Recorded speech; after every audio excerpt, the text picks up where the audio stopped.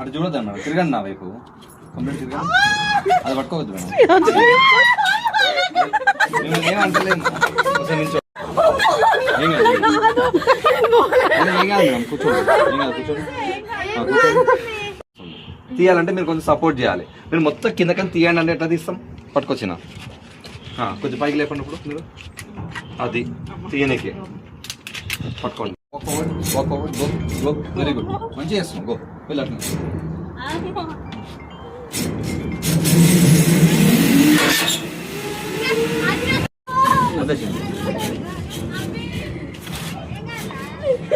దీన్ని పట్టుకో, దాన్ని పట్టుకో, దాన్ని పట్టుకో.